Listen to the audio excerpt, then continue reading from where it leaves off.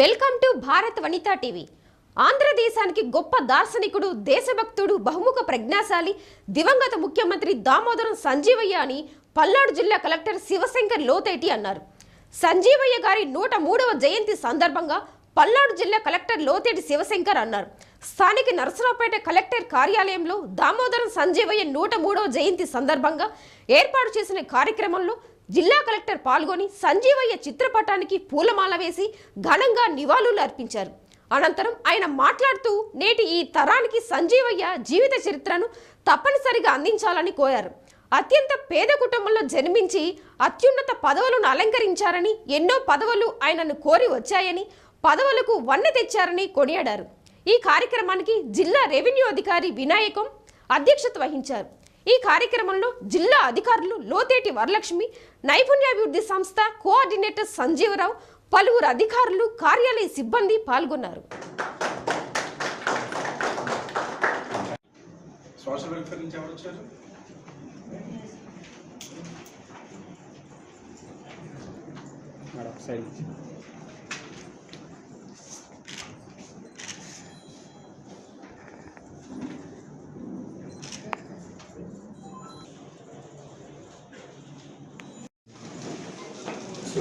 గౌరవనీయులు శ్రీ దామోదరం సంజీవయ్య గారికి మరి బర్త్డే సంబంధించి మనము గుర్తు చేసుకోవాల్సినటువంటి అవసరం ఉంది.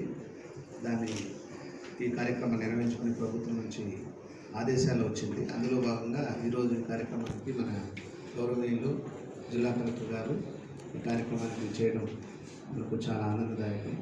అలాగే వారి చేతుల మీదుగా మన దామోదరం సంజీవయ్య గారికి పూలమాల వేయవలసిందిగా కోరుతా ఉన్నాను.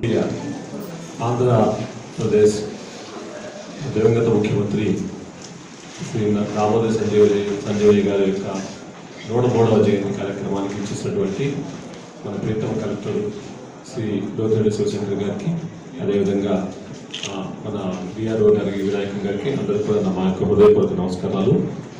మన ఆంధ్రప్రదేశ్ రాష్ట్రం, తెలుగు రాష్ట్రాల ప్రజలు గర్వించదగినటువంటి ఒక మహోన్నత వ్యక్తి దామోదరం సంజీవయ్య గారు. వారు చాలా నిరుపేద కుటుంబంలో పుట్టారు. 3 నెలల ప్రాయంలో 5వ సంతానంగా ఉన్న వారికి తండ్రి గారు దివంగతులయ్యారు. పశువుల కాపరిగా ఆయన జీవితం ప్రారంభించి 1938 సంవత్సరంలో SSLC ఎగ్జామినేషన్లో కర్నూలు జిల్లాకి ఫస్ట్ ర్యాంకులో పాస్ అయ్యారు ఆయన. అటువంటి మహానుభావుడు దామోదరం సంజీవయ్య. తర్వాత 21 సంవత్సరాల వయసులో ఆయన BA మ్యాథమెటిక్స్, నెక్స్ట్ జియోగ్రఫీలో పాస్ అయ్యి 5 ప్రభుత్వ ఉద్యోగాలని చేశారు. మొత్తం క్లర్క్ ఉద్యోగం దగ్గర నుంచి 45 రూపాయల జీతంతో ప్రారంభమైన జీవితం 90 రూపాయలతోటి పూర్తయ్యి ఆ ప్రభుత్వ ఉద్యోగం నుంచి ఆయన ఎంపీగా సెలెక్ట్ అయ్యారు ఆయన. అటువంటి మహానుభావుడు. అందరూ 4 ముఖ్యమంత్రుల దగ్గర ఆయన మంత్రివర్గంలో పనిచేసి, తర్వాత కేంద్రంలో 3 ప్రధానమంత్రుల దగ్గర ఆయన కేంద్ర మంత్రివర్గంలో పనిచేశారు. జవహర్లాల్ నెహ్రూ గారు, లాల్ బహదూర్ శాస్త్రి, ఇందిరాగాంధీ గారి దగ్గర కీలకమైన శాఖల్లో పనిచేశారు. తర్వాత ఆయనకి చాలా లా కూడా పూర్తి చేశారు. రావి శాస్త్రి గారు ఆయనకి క్లాస్మేటు. చాలా నిరుపేదైనటువంటి జీవితంలో అలాగే బతికాడు ఆయన. ఒక ఆశ్చర్యకర విషయం ఏంటంటే కేవలం 38 సంవత్సరాల వయసులో ఆయన 39 సంవత్సరాల వయసులో ఆంధ్రప్రదేశ్కి ఆయన 3వ ముఖ్యమంత్రిగా ఆయన్ని నామినేట్ చేస్తే ఆయన 2 సంవత్సరాలు పనిచేసి ఆయన పనితీరుని కనబరిచారు.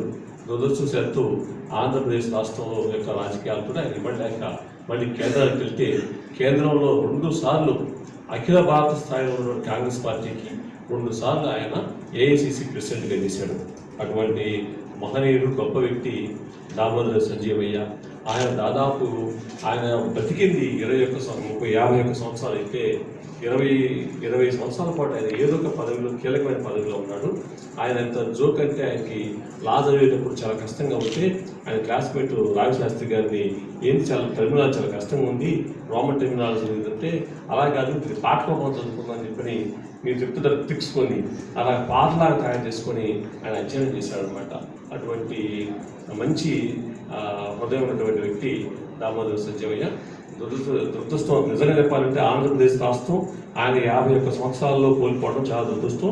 ఆయన నిర్జీవమైన శరీరం నిజంగా సజీవమయ్యి సంజీవయ్యగా మారాడు. ఆయన పేరు ఎందుకు పెట్టారు కానీ నిజంగా సంజీవయ్యగా మారిపోయింది.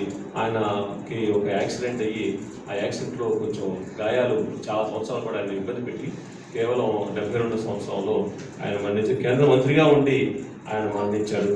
ఆయన ఇంకా బుక్స్ కూడా రాశాడు, కొన్ని బుక్స్ కూడా ఆయన లేబర్ యాక్ట్ మీద బాగా ఇన్వాల్వ్ అయ్యి బుక్స్ రాశాడు.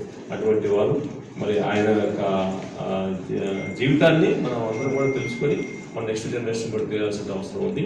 ఈ అవకాశం ఇచ్చినటువంటి